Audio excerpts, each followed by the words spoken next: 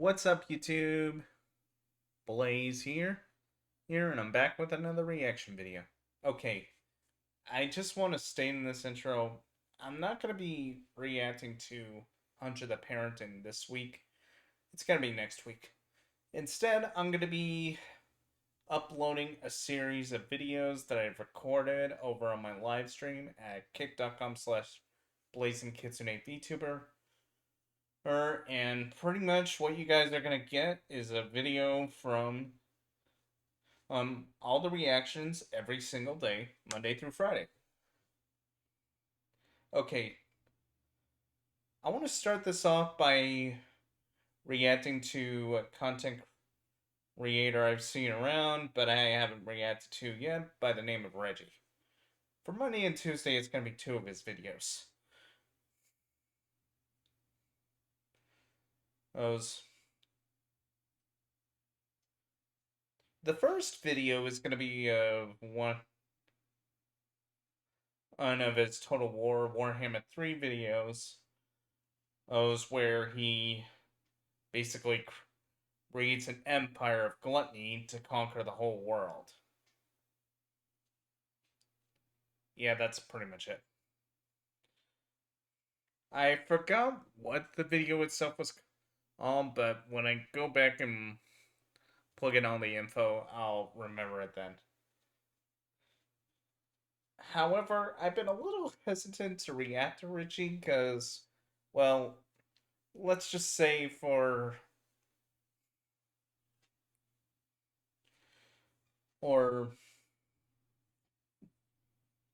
in terms of being what YouTube requires, he has a tendency to go out there a little bit.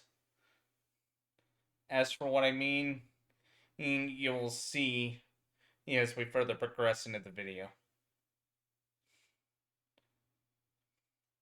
Oh, so prepare to buckle up and be ready, because Reggie is way out there more than Martin Cino Pants. And, well, as I explained on my live stream, he also has a tendency to be hyperfixated with in-game war crimes. So there's that. Hope you guys enjoy.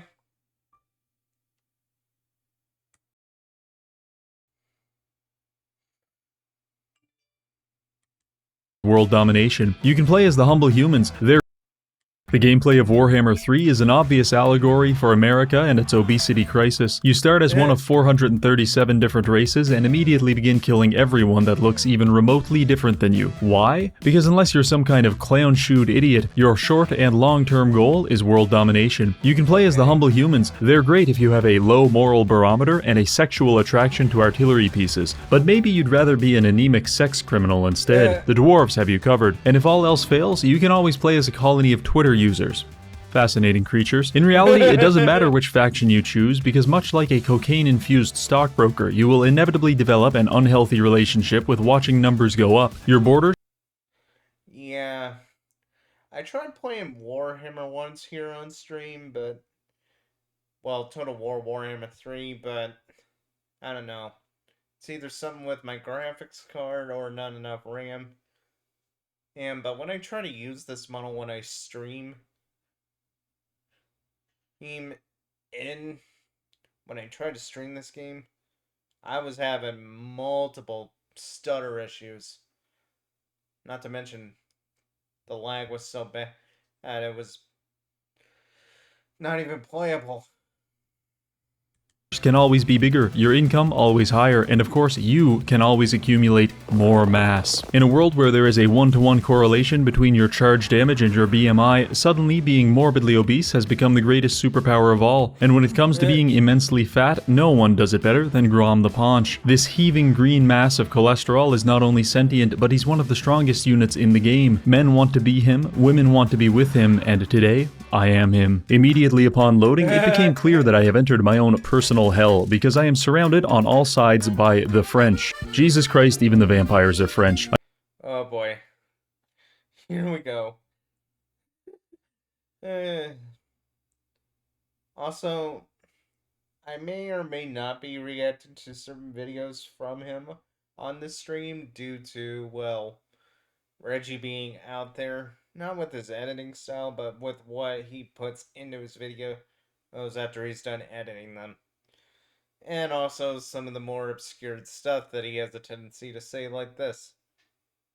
I solved this conundrum through careful diplomacy, and by careful diplomacy, I mean I had an obese man drive over their heads in a chariot. With our first enemy fended off, we can now participate in the real gameplay, creating strange and elaborate mukbangs to help Grom on his personal mission to tantalize the Vor community. As you can see here, Grom is starving, obviously, and we're going to need to make him some food. To do this, we need to acquire several obscure ingredients from around the world, which will almost certainly necessitate the eradication of countless civilizations, but their sacrifice is one I am willing to make. Our goal is to create and consume all foods, at which point our purpose in life will be complete, and Grom can die peacefully from a convulsion-inducing heart attack. For now, the easiest way to collect ingredients is to just kill everyone we meet and sort out the tasty parts later. To accomplish this, I have launched a brave and courageous eugenics program, whereby whenever a French army spawns, I kill it immediately. My fringe scientific beliefs eventually led me to Bordeaux, where we were ambushed by a large quantity of Frenchmen. In such moments, the game will try to gaslight you into believing you're at risk of losing. Allow me to show you why this is literally impossible. As greenskins, you have a wide selection of characters, buttons, and settings, but only one of them is actually worth pressing, because when your total lack of brain activity inevitably causes you to start losing a battle, I want you to slam your forehead through the emergency glass and press this button. The WA button instantly buffs your entire army and heals it for 50% of its health. With such immense power, we can effectively neglect any tactical decision making and instead focus on meaningful gameplay decisions,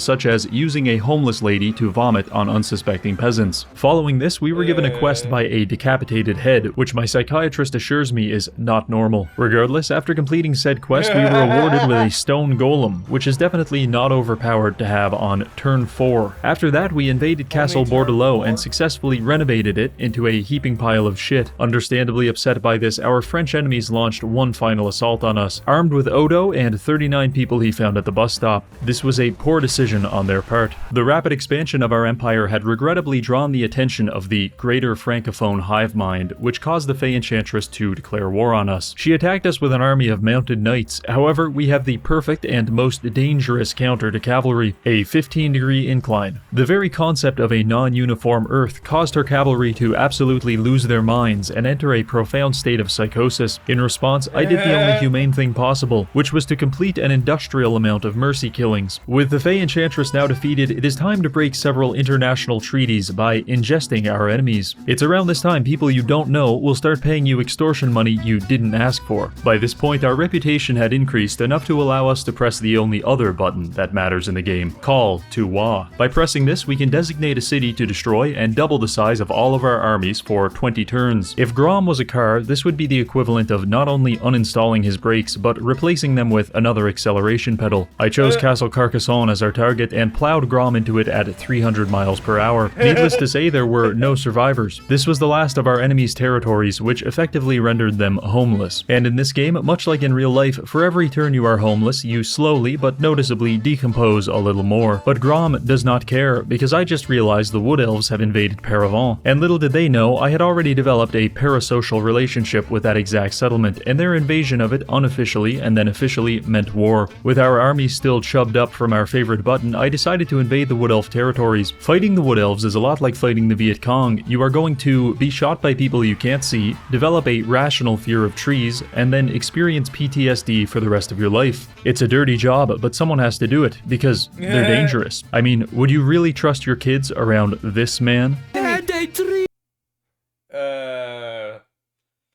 I don't know.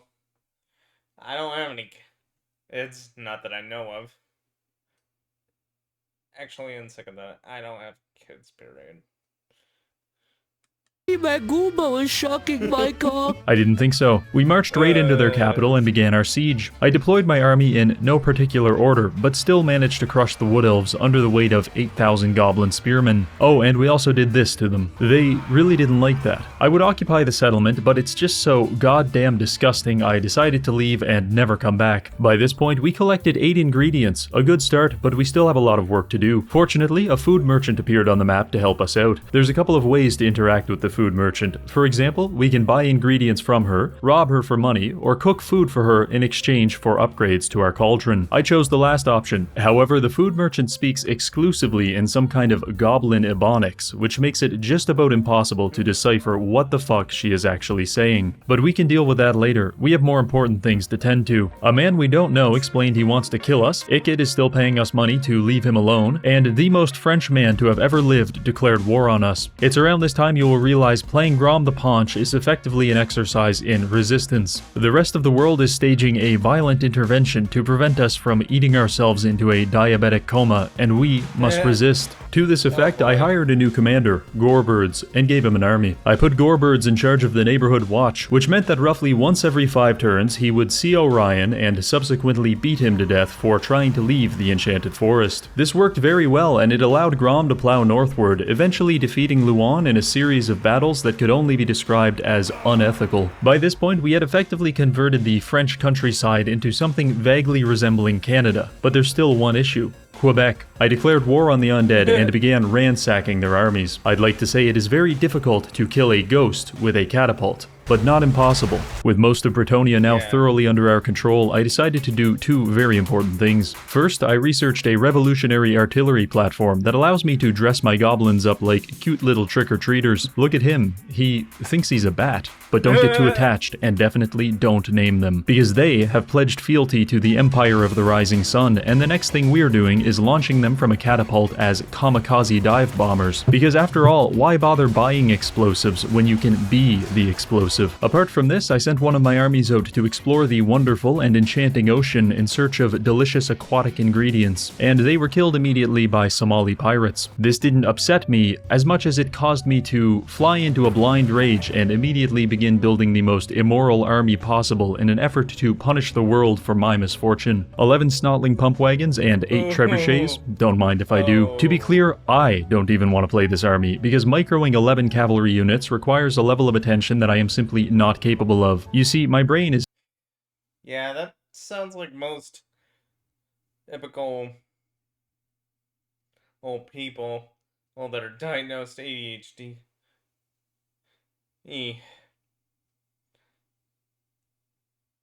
Or of some form of autism to the point where it's almost impossible. powered by a single Nigerian man running on a hamster wheel, and I fear that managing this army may in fact result in his death, but we'll never be able to achieve our dream of congestive heart failure if we aren't willing to make a few sacrifices, so let's continue. With our French enemies now lying in various stages of decomposition, I took a few turns to figure out our place in the world, which is apparently 22nd. That's right, we're not even on the podium, but we can fix that with one simple trick. Another call to Wa. By literally doubling our standing military, we've gone from rank 22 to rank 3. This is troubling because it means there are 2 other factions that are more than twice as powerful as us. Regardless, I can't risk our food quest being jeopardized by a larger faction, so we have to become the larger faction, which means that some people need to die. If you recall, about 20 turns ago, the dwarves body-shamed Grom pretty viciously, and that shit doesn't fly around here, so we're going to go stab them to death with spears. I declared their capital city as the target of our Wa and began assembling my armies. I decided it might be beneficial to have a path into the Dwarven Mountains, and the only one available was through the Wood Elf.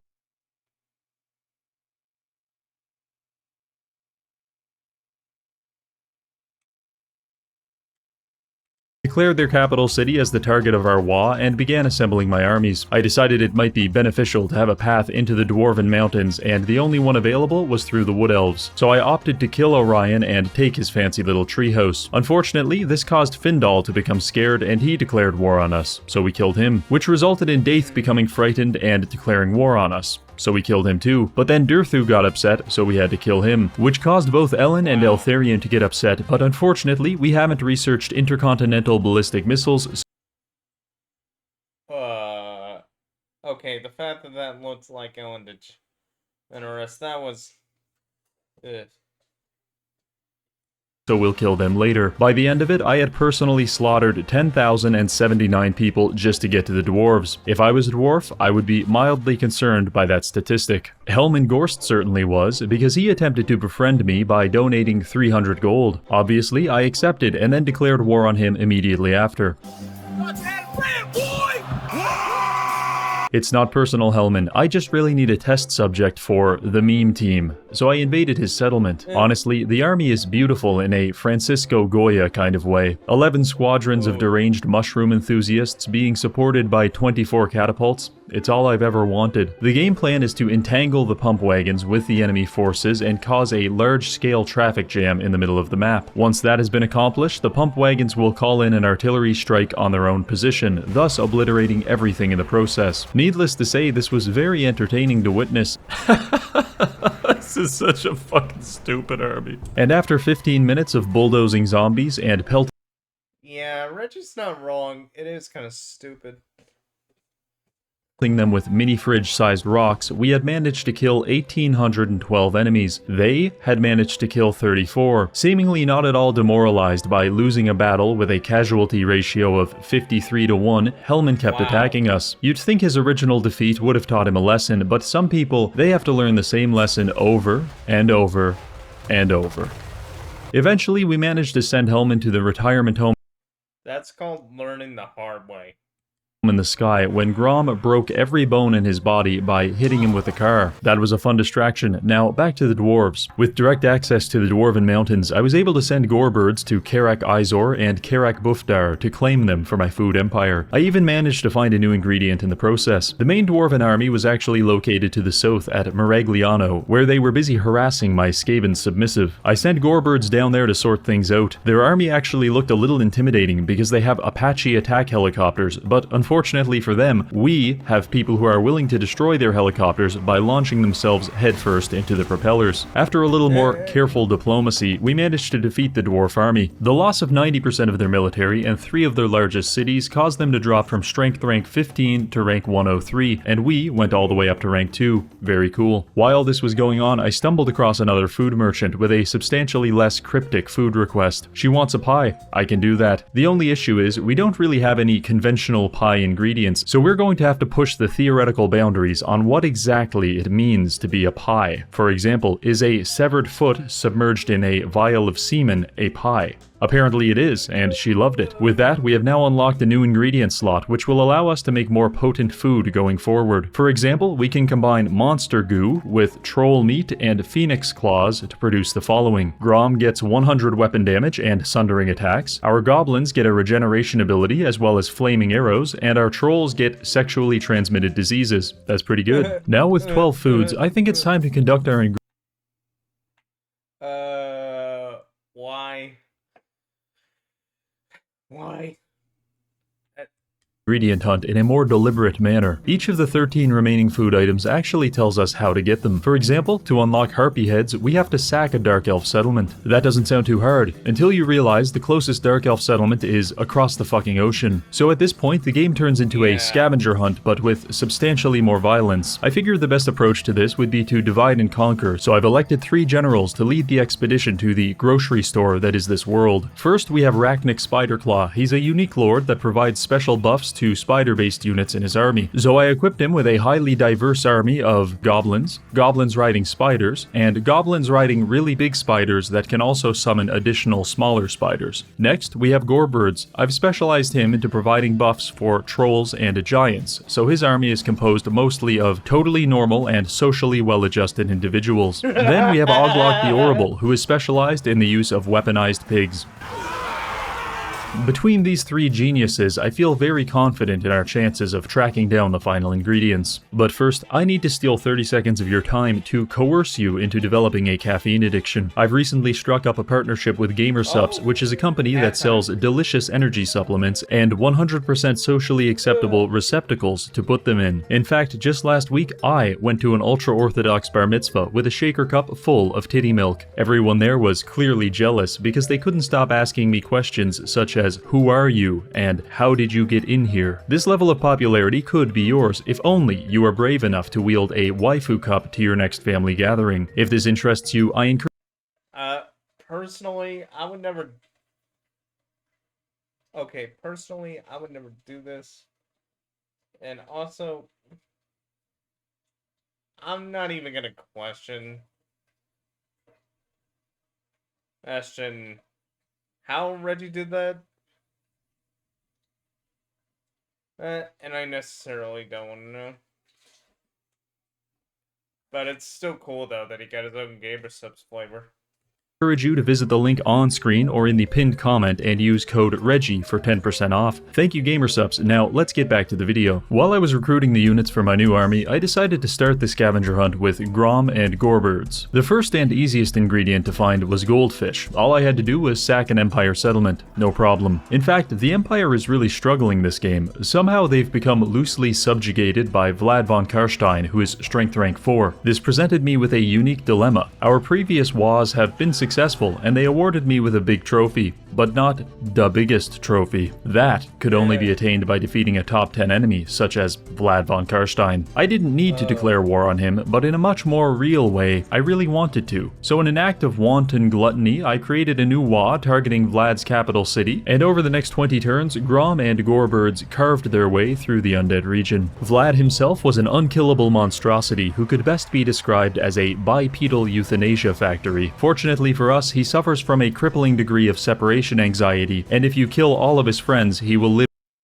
Well, yeah, because the guy's generally a vampire, and the way they do vampires in Warhammer Fantasy, they need to be able to stay around.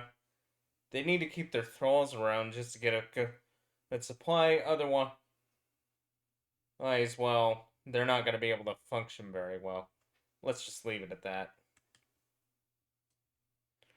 Basically, they can become easily deprived of their main food source pretty quickly, and they need to feed constantly often. Literally disintegrate. Once we worked out that critical flaw, Grom was able to fight his way to Castle Drakenhof, which he claimed through the use of really big ladders and lots of violence. By this point, the war had geographically bisected the undead faction. As you can imagine, this was not good for the economy. In fact, the only units Vlad could afford to recruit were level 1 zombies. That being said, he could afford a lot of level 1 zombies. I know this because the next thing he did was attack me with 5,017 of them. I would spend 20 minutes slowly chopping my way through thousands of undead, only to be greeted by enemy reinforcements have arrived, and the sight of thousands more on the horizon. There's something vaguely traumatic about fighting an enemy that, despite being flattened, perforated, and impaled, just keeps on coming. The only good thing about having to kill 5,000 people is that once you're done, apparently you get $17,000. Anyway, with this victory, the vampires were relegated to geopolitical obscurity, and I can now sleep at night because I have the biggest trophy. By this point, my recruiting was complete, so I decided to send Rachnik and Oglok to the far corners of the map to collect a few ingredients. Oglok would go to the jungles of the southeast to find lizard legs, winged leather, and centaur milk. Rachnik, on the other hand, would be exploring the ocean in search of hard-shell crab, pufferfish, and harpy heads. Rachnik sailed successfully across the ocean, eventually arriving in Lustria, where we sacked a pirate settlement to receive hard-shell crab. I attempted to kill Luther Harkon for additional ingredients, but quickly realized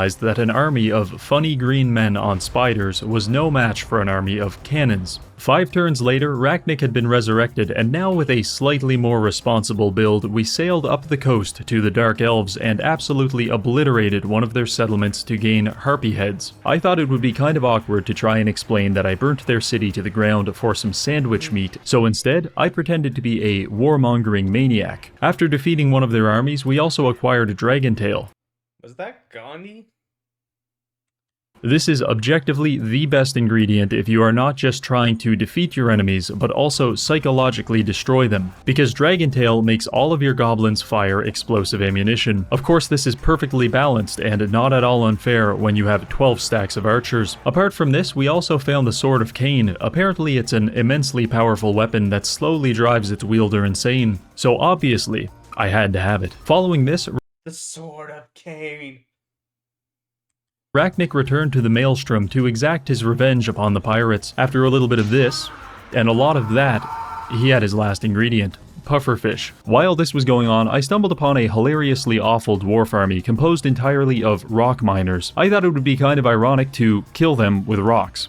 So I did.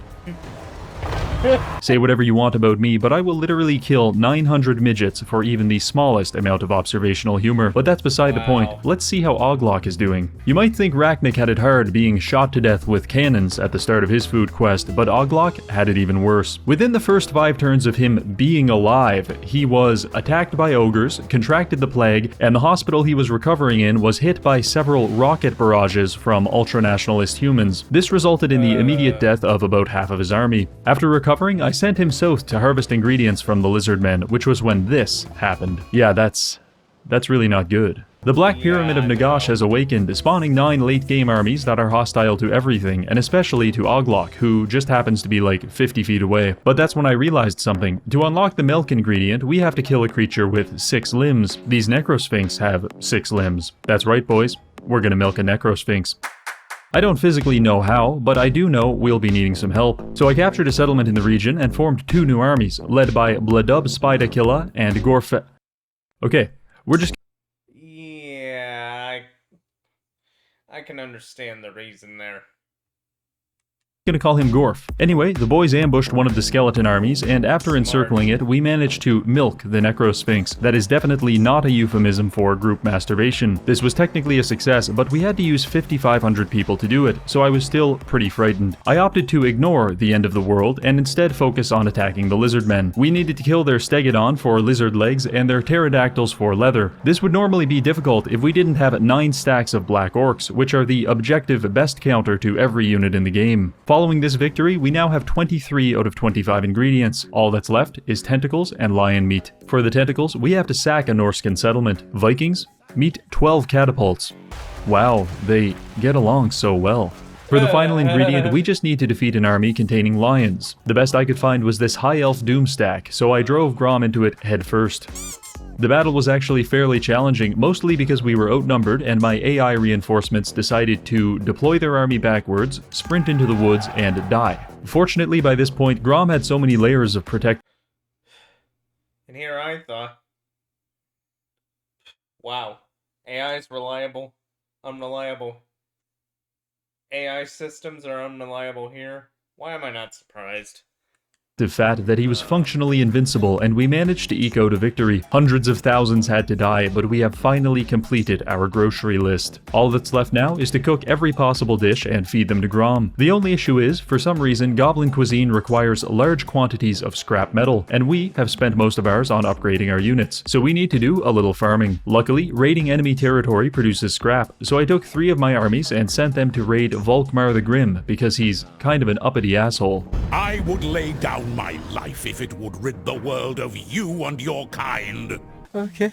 Every single turn, we were stealing 125% of his city's entire GDP, resulting in the kind of economic...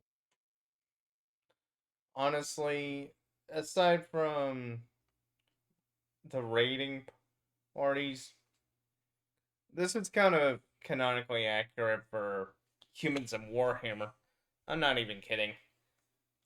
They're that racist and that xenophobic. Devastation that is only ever theorized in textbooks. Anyway, I've got my scrap, and I spent the next 8 turns feeding Grom the most bizarre food combinations I could come up with, and by the end of it, he was officially bloated and unstoppable. It's a happy ending for everyone, unless your name is... Vlad von Karstein, Heinrich Kemmler, Daith Durthu, Findal Orion, Count Noctilus, Luther Harkon, Karl Franz, Belgro Ironhammer, Tic-Tac-Toe, the Black Pyramid of Nagash, Marathi, Scrag the Slaughterer, Throg Eltharion, or anyone even remotely French.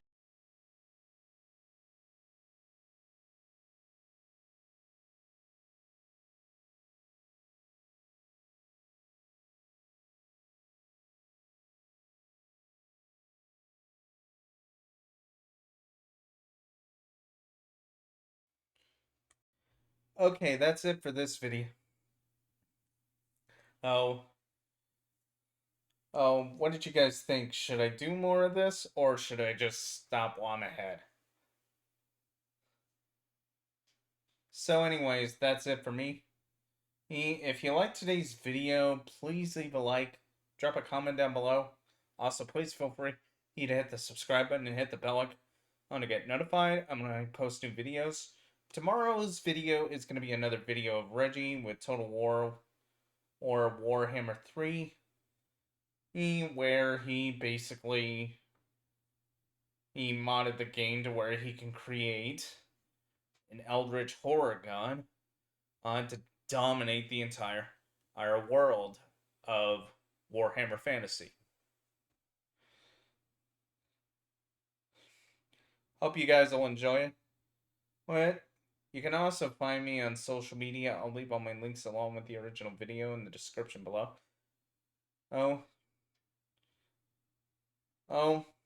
And also, feel free to catch me live Tuesdays through Fridays normally. Over at kick.com/blazingkitsune VTuber. Until next time, see you guys later.